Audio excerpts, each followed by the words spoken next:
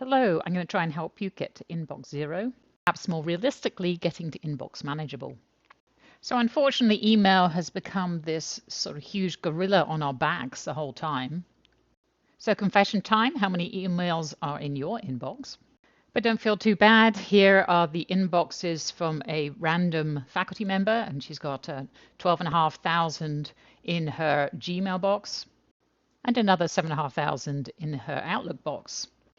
And that was 5 years ago, and I haven't dared to ask recently. And this becomes really quite stressful having these amount of emails just sitting there waiting for you.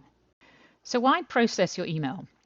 Unfortunately, this has become an increasing important item in our professional lives that we just have to deal with. And for those people who manage their email very poorly, they end up missing a lot of deadlines, they frustrate their colleagues and their administrative assistants, they waste a lot of time for other people, they lose information, and as I said, it really does put a mental stress on you.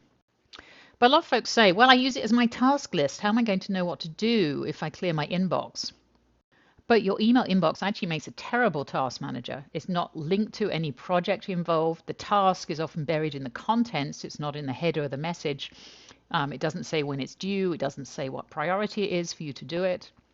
And frankly, once it's below one screen level of emails in your inbox, it's effectively buried.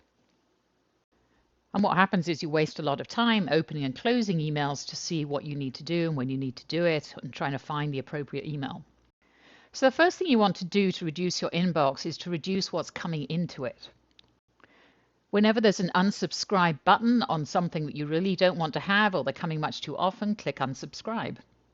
If there isn't an unsubscribe button, then mark as junk and you will no longer see it. If you want to keep it, but you don't want to have it sitting in your inbox all the time, make some folders for the sort of things that you want to keep and create a rule that will just ask it to be shunted straight into that folder bypassing your inbox. And these rules are simple and flexible to set up. Make a folder for your social media messages, and again, have a rule that just sends them directly to that folder so you can look at them when you have a chance. Reduce everybody else's inbox by only using reply all when you really need to reply to everybody. It also saves you getting into a lot of trouble. Don't ask for read receipts unless you really need them, unless you want to double your email. And consider using an alternative means of communication, that thing called the telephone, or walking into somebody's office, or use one of the non-email type messaging services such as Slack. If you send a lot of emails to a specific person who always returns with the thank you email, you can ask them to stop sending that. And have breaks where you don't check your email at all for several days or a couple of weeks if you're on vacation, because email begets email, and you'll be amazed how many less emails you get when you don't actually send any. So let's move on to how to process your inbox. And note that processing your inbox is not the same as doing everything that's contained within it. I suggest that you process your email 1 to 3 times a day, not every time an email comes in, and that bulk processing is a more efficient way of dealing with it. But don't waste your most creative, productive time processing your email. Save that for when you're getting kind of tired and don't want to do other stuff. To do this, you need to turn off your notifications. To process your email efficiently, you need to have a calendar to put stuff on, you need a task manager of some sort to put your tasks on, and you need somewhere to store information that is contained within the emails. If you use your email to store all your information, you will lose that when you leave the institution. Usually 5 p.m. on your last day, that's all going to vanish. Now, if you have 17,000 emails in your inbox, you're not going to process those, so just select anything that didn't come in the last week or two and dump it into a folder. That way you can keep it for reference if you need it, but it's not in your face. To process what's left, sort by sender, as it's much easier to select big chunks of emails and delete them. And then delete, delete, delete. Some of it you just need to review and then delete. Don't become an email hoarder, storing lots and lots of emails that really have no purpose for you. Now, what about emails that have information that you really want to keep? Well, you can put these into a separate folder, such as emails to keep, just chunder them straight into there, or I send them to Evernote. I really like this. It's a great way of storing lots and lots of information.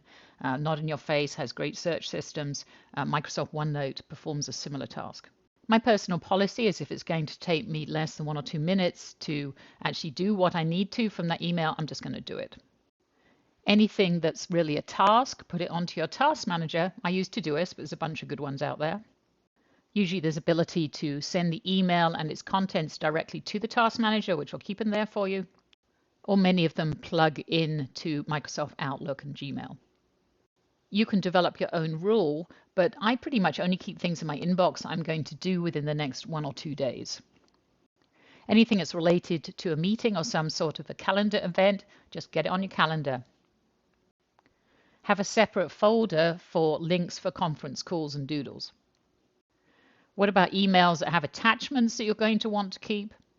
Well, again, you can send them to Evernote, which I do with most of mine, or you can download them onto a folder on your shared drive or your hard drive. So does this method work? Yeah, it does. I had nearly 400 emails after a short vacation recently, and I got these down to about 0 in 90 minutes. So just to summarize, how to deal with your email. First of all, block or unsubscribe as much as you can. Delete as much as you can. Review things that need reviewing, and then delete them. If it's a task, put it in your task manager. If it's an attachment, download or send it to Evernote. If it's informational, save it to Evernote, OneNote, or put it into a folder. Thank you for listening.